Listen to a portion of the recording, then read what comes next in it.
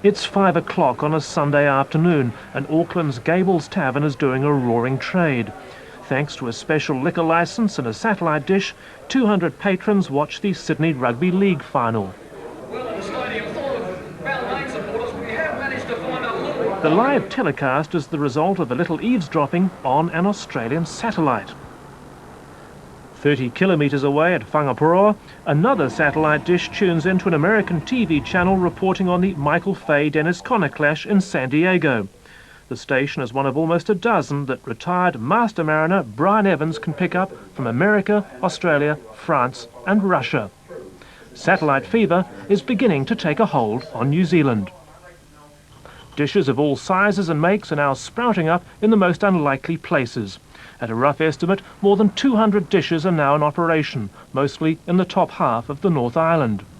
It may be a far cry from the 2 million or so in America, but it's a sign that New Zealanders are keen to enter the satellite age. There's a lot of people that work shift and they come home in the middle of the night and there's no TV. I mean, if you've got one of these dishes, then you can watch the world news 24 hours a day. There's quite a lot of good things that come on it, like new medical breakthroughs and new things for cars and little knickknacks for Americans going for a lot of creature comfort. You never see those things here on New Zealand TV. But is what is coming in by satellite really going to be of interest to New Zealanders? I believe so, yes, yes. 340 million people, can't be wrong. Satellites are poised to have a major impact on television in this country as the result of new technology and deregulation. Until now, the principal satellites serving Australia and New Zealand have been relatively low-powered, and this has meant big dishes on the ground to receive the signals. The main dishes at the Warkworth Earth Station, for instance, are 30 metres in diameter. Backyard operators, on the other hand, have been making do with 5-metre-wide dishes costing about $10,000 apiece. But just around the corner are 50-centimetre dishes, which are expected to sell for a few $100s each. Their price and size could make them as popular as video recorders. They'll come into their own in about 3 years when the new generation of more powerful Australian satellites are launched. All very exciting. But as satellite expert Dr. Colin Franklin explains, there could be a cultural price to pay. When we get Trans-Tasman TV, we'll get used to, Australian modes of customs to a much greater extent, or their football, or their various sports, or racing, or the issues that concern Australians will, I would suspect, would tend to become issues which even might start to concern us. So there's that cultural sovereignty issue.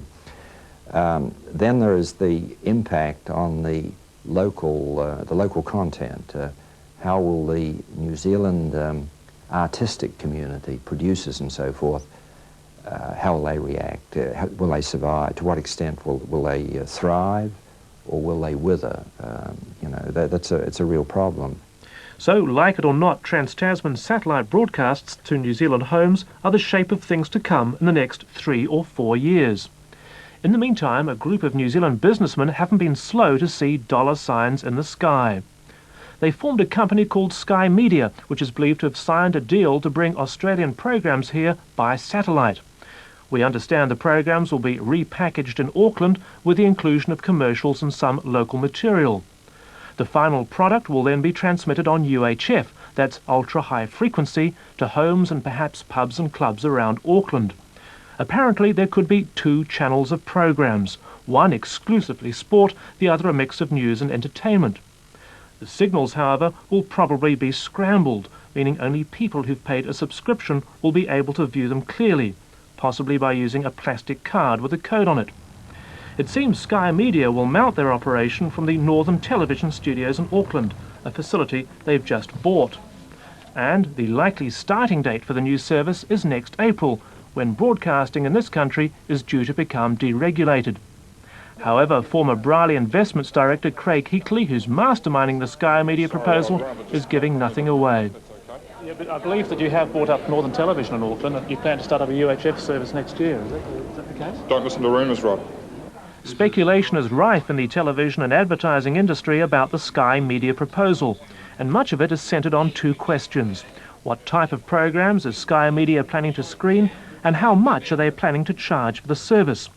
Richard Warren is one of many advertising executives watching events closely. Well, if it's to run, say as it is in the States on a cable basis or a cable type of performance, it's bound to be targeted programming, sport-based, movies, low-cost documentary style, but very much targeted to entertainment. We'd have to recognise that it's likely to be pitched at households, one, that can afford it, so households with a high income. It's likely to be attractive to households with large families or children. So children are interested in that sort of thing, younger viewers. So if you to put a type or style on it, it's likely to be higher income households with large family units. But the people with possibly the most to lose from the Sky Media plan are not convinced it will be a success.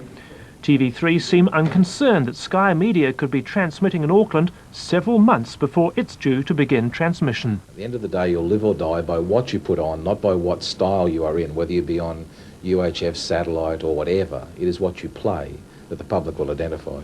And we have no worries in that respect, that we believe that we have the best programming mix of news, current affairs and entertainment, and that's what the public will respond to. But if a UHF channel does come up with the right mix of programs, surely it could seriously undermine your efforts. If, the major word's if all the time. At the end of the day, the reality is what you have got. I know what we have got, I know what's left, and I believe sincerely that there is no worry about this. There won't be any if in the equation. So there's a volatile future for the television industry in this country thanks to satellites and deregulation.